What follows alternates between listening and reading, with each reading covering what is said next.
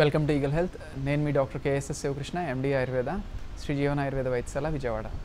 కొంతమంది ఈ రోజుల్లో మనం చూస్తుంటే యంగ్స్టర్స్ చాలామంది బ్యాక్ పెయిన్తో సఫర్ అవుతూ ఉంటారు యాక్చువల్లీ. సో జనరల్లీ మనం చూస్తే ఏంటంటే కామన్ బ్యాక్ పెయిన్ కింద కన్సిడరేషన్ చేస్తూ చాలా ఇయర్స్ నెగ్లెక్ట్ చేస్తూ ఉంటారు. వాళ్ళలో ఏమవుతుందంటే అందరిలో అని చెప్పలేము, but some of the people actually వీళ్ళలో ఏంటంటే ఒక స్పెసిఫిక్ కండిషన్ అరైజ్ అవుతుంది. అదేంటంటే యాంకిలోజింగ్ స్పాండిలోసిస్ అంటాం. సో ఇది ఒక స్పెసిఫిక్ డిజార్డర్, జాయింట్ మనకి ఒక రకంగా చెప్పంటే స్పైన్లో వచ్చే ప్రాబ్లం కింద కన్సిడర్ చేస్తాము. కొంచెం మనం కనుక ఎలా అంటే ఎర్లీగా డిటెక్ట్ చేయగలిగితే దీన్ని కరెక్ట్గా మనం ట్రీట్మెంట్ మనం పెట్టుకుంటే కనుక యాంకిలోజింగ్ స్పాండిలోసిస్కి కూడా ఆయుర్వేద చక్కటి పరిష్కారాన్ని చూపిస్తూ ఉంటుంది.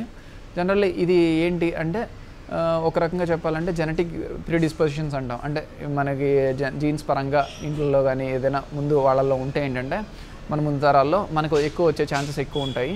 దీంట్లో ఏం సిమ్టమ్స్ కనిపిస్తూ ఉంటాయి? బాగా ఒక రకంగా చెప్పాలంటే సివియర్ స్పైన్ పెయిన్, యాక్చువల్లీ వెన్నుపూసలో బాగా నొప్పి వస్తూ ఉంటుంది. ఫ్రీగా మూమెంట్ ఒక రకంగా చెప్పాలంటే మంచం మీద కూర్చోలేరు, అటు ఇటు తిరగటం, మంచం మీద కూడా చాలా ఇబ్బంది పడుతూ ఉంటారు. కొంతమందిలో కాలు నొప్పి, మడం నొప్పి, ఒక రకంగా చెప్పాలంటే కొంతమందిలో మజిల్ వేస్టింగ్ కూడా, కండరాలు ఏవైతే ఉంటాయో అవి స్లోగా కూడా మస్కులర్ ఎట్రోఫీ అంటాం. ఇది కూడా కండిషన్ మనం చూస్తూ ఉంటాము. ఇది కాకుండా యాక్చువల్లీ వాళ్ళకి ఏమవుతుందంటే బేసిక్ అండర్లయింగ్ జనరల్లీ ఎముక మధ్యలో మనకు ఒక సాఫ్ట్ కనెక్టింగ్ టిష్యూస్ ఉంటాయి. ఈ డిసీజ్ కండిషన్లో స్పెసిఫిక్గా ఏంటంటే అవి కూడా ఫ్యూజ్ అయిపోతూ ఉంటాయి, అంటే ఒక రకంగా గట్టిగా సాలిడిఫికేషన్ అయిపోతూ ఉంటాయి. దీనివల్ల ఏంటంటే వాళ్ళ మూమెంట్, స్పైన్ యొక్క మూమెంట్, వర్టిబ్రల్ కాలమ్ యొక్క మూమెంట్ రెస్ట్రిక్ట్ అవుతూ ఉంటుంది. దానివల్ల ఇంటెన్స్ పెయిన్ ఫీల్ అవుతూ ఉంటారు. యాంకిలోజింగ్ స్పాండిలోసిస్ ఉన్న వాళ్ళకి యాక్చువల్లీ పంచకర్మల్లో మనం రూక్ష స్వేదం కానీ, వస్తీ చికిత్సలు కానీ, ధారా ట్రీట్మెంట్స్ కానీ, అనువాసన వస్తీ, కషాయ వస్తీ, ఈ చికిత్సల ద్వారా వాళ్ళ వాతాన్ని, ఎక్సెస్ విషియేటెడ్ వాతాన్ని ఏదైతే ఉందో దాన్ని కంట్రోల్ చేసుకుంటూ ది బెస్ట్గా వాళ్ళని జనరల్లీ పథ్యాలు అంటే వాళ్ళు ఏది ఆహారం తీసుకోవాలి, ఏది తినకూడదు, సో ఈ చిన్న డిఫరెన్స్ మనం ఎక్స్ప్లెయిన్ చేస్తూ, అదీ కాక విహారం వాళ్ళు అంటే జనరల్లీ ఏంటంటే ఎవరికైనా వెన్నుపూస సమస్య కానీ, నొప్పి కానీ ఉండి స్ట్రెయిన్ అవుతుంటే, పెయిన్ వస్తూ ఉంటే జనరల్ రెస్ట్ తీసుకో తగ్గుతుందంటాం. కానీ ఈ యాంకిలోజింగ్ స్పాండిలోసిస్ పేషెంట్స్ ఎవరైతే ఉన్నారో వాళ్ళు రెస్ట్ ఒకవేళ నొప్పి వస్తుంటే కనుక they should do exercise. Actually exercise ఎక్కువ చేస్తూ ఉంటే ఈ పెయిన్స్ తగ్గుతూ ఉంటాయి వాళ్ళకి ఎప్పుడైతే రెస్ట్ ఎక్కువ, జనరల్ వాడికి వీళ్ళకి డిఫరెన్స్ ఇదే.